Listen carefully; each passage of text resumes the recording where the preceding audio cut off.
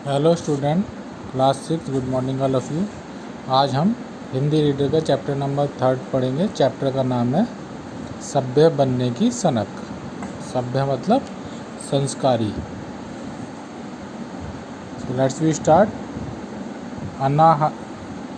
अन्नाहार पर मेरी श्रद्धा दिन दिन बढ़ती गई। साल्ट की किताब से आहार के विषय में पढ़ने की भूख तेज हो गई। अन्नाहार मतलब वह व्यक्ति जो शाकाहारी होते हैं, जो केवल अन्न को ही अपना आहार बनाते हैं। आहार मतलब भोजन। तो वो कह रहे हैं कि जो अन्नाहार है, मेरी श्रद्धा दिन पर दिन बढ़ती गई। जो लेखक है वो कह रहा है कि जो शाकाहारी भोजन है उस पर मेरी श्रद्धा दिन दिन बढ़ती गई। साल की किताब से आहार के विषय में पढ़ने की भूख तेज हो गई। जितनी पुस्तक मिली खरीद कर पढ़ डाली। उसने हावर्ड विलियम्स की आहार नीति नाम की पुस्तक में विभिन्न युग के ज्ञानियों अवतारों के आहार और आहार विषयक विचारों का वर्णन मिला। पाइथागोरस, ईसा इत्यादि को उसने केवल अनाहार करने वाले सिद्ध करने का प्रयत्न किया है। डॉक्टर श्रीमती अन्ना क्रिसफोर्ड की उत्तम आहार की रीति नामक पुस्तक भी आकर्षक थी। उसके सिवा डॉक्टर एलिसन के आरोग्य विषयक लेखों से भी अच्छी मदद मिली। वे दवा के बजाय केवल भोजन के फेर फार से ही रोगी को चंगा करने की पद्धति का समर्थन करते थे। चंगा मतलब स्वस्थ, पद्धति मतलब तरीका, ढंग। तो वो बता रहे हैं जो लेखक है उनमें उनको शाकाहारी भोजन के प्रति उनकी रुचि बढ़ने लगी। तो उन्होंने शाकाहारी और स्वस्थ भोजन जो होता है वो उसको जानने के लिए, उसके बारे में जानने के लिए उन्होंने अलग अलग किताबों का अध्ययन किया। अलग अलग किताबें जो मार्केट में थी वहाँ से खरीद के उन्होंने उसको पढ़ना शुरू किया।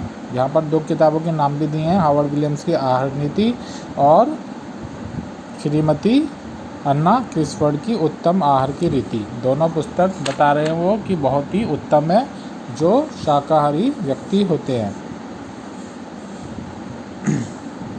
डॉक्टर एलिसन स्वयं अन्नाहारी थे और रोगियों के लिए केवल अन्नाहार की सलाह देते थे।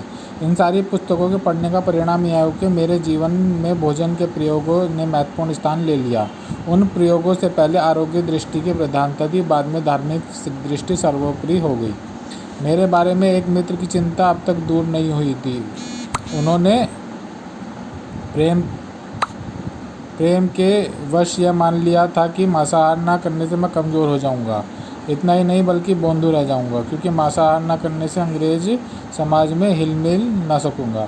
तो वो जो लेखक है वो बता रहे हैं कि उनका एक मित्र थे, वो सोचते थे कि अगर वो मांस नहीं खाएंगे तो वो पीछे रह जाएंगे। मतलब कि समाज में जो व्यक्ति मांस खाते हैं, जो अंग्रेज होते हैं जो मांस खाते हैं, उनके बीच में वो घुल मिल नहीं पाएंगे, क्योंकि वो शाकाहारी थे। जो लेखक थे वो शाकाहारी थे और जो उनका दोस्त था, उनका मित्र था, वो सोचता था कि जो शाकाहारी होते हैं व्यक्ति वो समाज में आसानी से घुल मिल नहीं सकते, वो समाज में पीछे रह जाते हैं।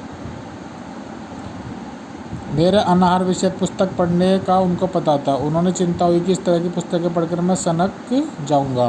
प्रयोग में ही मेरा जन्म जाएगा, जो कुछ करना है उसे भूल जाऊंगा और पढ़ा लिखा मूर्ख बना रहूँगा। इससे उन्होंने मेरे सुधार का एक अंतिम प्रयत्न किया। उसने मुझे अपने साथ थिएटर चलने का न्योता दिया। वहाँ जाने के पहले मुझे उनके साथ हावनी होटल में भोजन करना था। यह होटल मेरी नज़रों में महंगा था। सैकड़ों के बीच में हम 2 मित्र एक मेज़ पर बैठे। मित्र ने पहले परोसा मंगाया।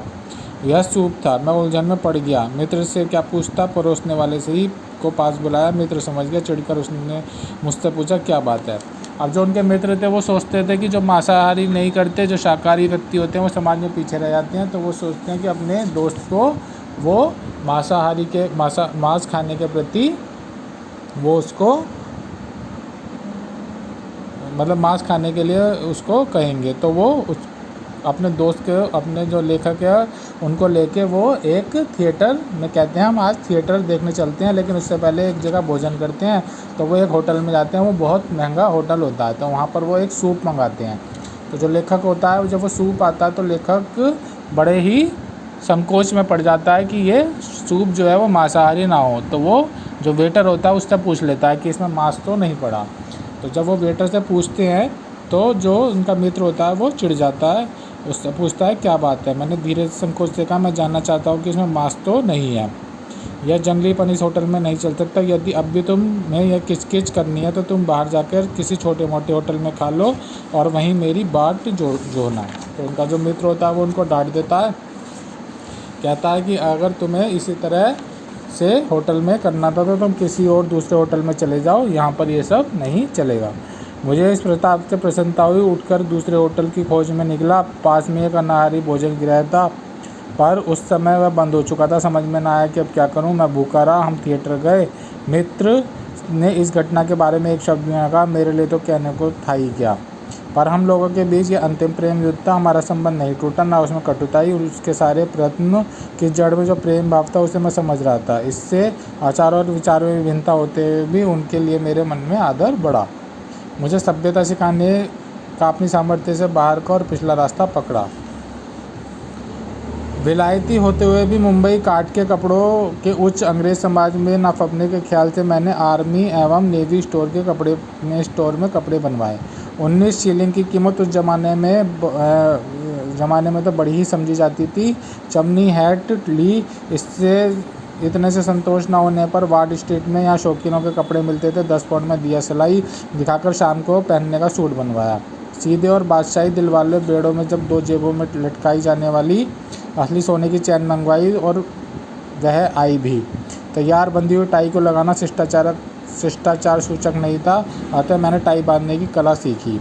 देश में तो आईना हजामत के दिन ही देखने का काम पड़ता था, पर यहाँ तो बड़े बड़े शीशे के सामने खड़े होकर टाई ठीक बांधने वालों बालों को ठीक पट्टियाँ बनाने और मांग निकालने में रोज़ कोई 10 मिनट तो नष्ट हो ही जाते थे। मेरे बाल मुलायम नहीं थे, इसलिए उन्हें ठीक घुमा रखने के लिए ब्रश के साथ नित्य लड़ाई होती। टोपी पहनते और उतारते समय हाथ तो मानो मांग सवारे का सिर पर पहुंचा ही रहता। इसके सिवा जब समाज में बैठता तो हाथों से मांग संवारते हुए बालों को ठीक ठाक रखने की सभ्य क्रिया ही चलती रहती। तो लेखक यहाँ पर कह रहे हैं कि वो अंग्रेज़ों के बीच उठने बैठने के लिए उनके जैसा बनने की कोशिश कर रहे थे।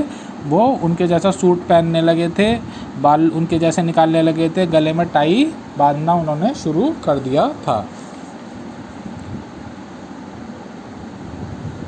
पर इतनी टीम-टामी बस ना थी। अकेली सभ्य पोशाक से थोड़े ही सभ्य बना जा सकता था। सभ्यता के अन्य कई भ्रम्य लक्ष्य भी जान और सीख लिए थे।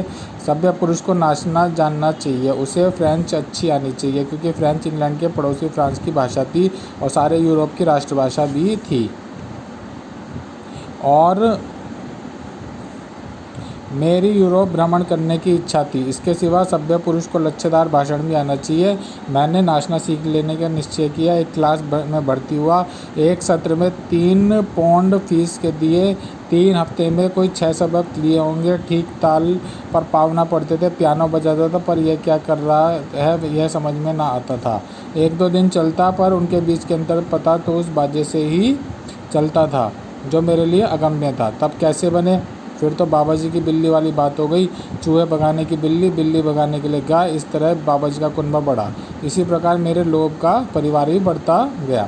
तो वो कह रहे हैं कि अंग्रेज़ों में इंग्लैंड में सभ्य बनने के लिए बहुत सारी चीज़ें करनी पड़ती हैं। अपना रहन सहन बदलना पड़ता है, कपड़े पहनने का तरीका बदलना पड़ता है, बाल निकालने का तरीका बदलना पड़ता है, खाना खाने का तरीका बदलना पड़ता है, और उसके अलावा वहाँ नाचना भी आना चाहिए और कोई पियानो या कोई वाद्य यंत्र बजाना भी आना चाहिए। तो वो कहते हैं कि मैंने वो सब चीज़ें सीखने की कोशिश की, लेकिन एक चीज़ सीखता तो दूसरी चीज़ सीखने का मन करता, दूसरी सीखता तो तीसरी सीखने का मन करता। इस तरह से उनका लालच बढ़ता चला गया। सोचा वायलिन बजाना सीख लूँ तो ताल सुर का पता चलने लगा। 3 पाउंड वायलिन खरीदने में खोए और कुछ उसकी तालीम के लिए भी। भाषण कला सीखने के लिए तीसरे उस्ताद का घर ढूंढा। उनमें भी एक गिन्नी की भेंट तो चढ़ानी ही पड़ी। बेल का स्टैंडर्ड एलोकेशनिस्ट लिया, पिट का भाषण शुरू किया। इन बेल साहब ने मेरे कानों में घंटी बजाई। मैं जागा। मुझे इंग्लैंड में जिंदगी कहाँ बितानी है? लच्छेदार भाषण करना सीख कर क्या होगा? नाच कर मैं सभ्य कैसे बनूंगा? वायलिन तो अपने देश में भी सीखा जा सकता है। मैं तो विद्यार्थी हूँ, मुझे तो विद्याधन जोड़ना चाहिए। मुझे अपने धंधे के लिए ज़रूरी तैयारी करनी चाहिए। मैं अपने सदाचार से सभ्य समझा जा सकूँगा तो ठीक, नहीं तो मुझे यह लोभ छोड़ना चाहिए। फिर बाद में उनको ये एहसास हुआ कि सभ्य दिखने के लिए ये सब चीज़ें सीखने की ज़रूरत नहीं। अगर आपका आचरण, आपका व्यवहार दूसरों के लिए सभ्य है तो आप सभ्य दिखेंगे। तो उन्होंने ये सब लालच छोड़ दिया। इन्हीं विचारों की धुन के उपयुक्त उद्गारों से पूर्ण एक पत्र मैंने भाषण शिक्षक को लिख भेजा। उनसे मैंने 2 या 3 पार्टी लिए थे। नृत्य शिक्षक को वैसे ही पत्र लिख दिया। वायलिन शिक्षक के यहाँ वायलिन लेके पहुंचा। उनसे वह बाजा जितने में बिके बेच देने का उसके साथ कुछ मित्रता का संबंध सा हो गया था। इससे उसके सामने मैंने अपने मोह की बात कही। मेरे नाच यदि के उन जंजाल में से निकल जाने की बात उन्होंने पसंद की। सभ्य बनने की मेरी सनक कोई 3 महीने चली होगी। पोशाक की टीमटाम वर्षों चली, पर अब मैं विद्यार्थी बन गया। जीवन सादा हो जाने से अधिक बचा। जब मैं लैटिन की परीक्षा में पहले असफल हो गया था, दूसरी बार इम्तिहान में बैठने पर पास हो गया। पाठक यह न समझे कि सादगी के कारण मेरे जीवन में कोई नीरसता आ गई। इसके विपरीत फेरफार के कारण मेरी आंतरिक और बाह्य स्थिति में एकता हो गई। कौटुंबिक स्थिति के साथ मेरे रहन सहन का मेल हो गया। जीवन अधिक सत्यमय हो गया। आत्मिक आनंद की सीमा ना रही। ये किसकी कहानी थी? मोहनदास करमचंद गांधी, यानी कि ये गांधी जी के द्वारा लिखी गई थी। जब गांधी जी इंग्लैंड में पढ़ने गए थे तो उन्होंने वहाँ के लोगों के बीच उनके जैसा बनने की कोशिश की, लेकिन उन्हें समझ में आ गया कि जो सभ्य है, जो संस्कार है, वो आपके व्यवहार में झलकना चाहिए, आपकी आदतों में दिखना चाहिए, ना कि आप उसको किसी से सीख सकते हैं। जैसे उन्होंने नाचने की, वायलिन बजाने की, कपड़े पहनने की इनकी कोशिश की थी, भाषण देने की, लेकिन उन्हें लास्ट में आखिर में ये ज्ञात हुआ कि ये सब इन सब से सभ्य नहीं बना जा सकता। सभ्य आप अपने व्यवहार से, अपने आचरण से, दूसरों के सामने जो आप व्यवहार प्रस्तुत करते हैं उससे बना जा सकता है। तो इस चैप्टर के आपको हम PDF देंगे, उसमें टिक राइट, सही गलत और एक शब्द में उत्तर लिखिए। ये आप अपनी कॉपी में करेंगे। नेक्स्ट वर्कशीट में इसके क्वेश्चन आंसर और शब्दार्थ हम आपको कराएंगे। Thank you, have a nice day.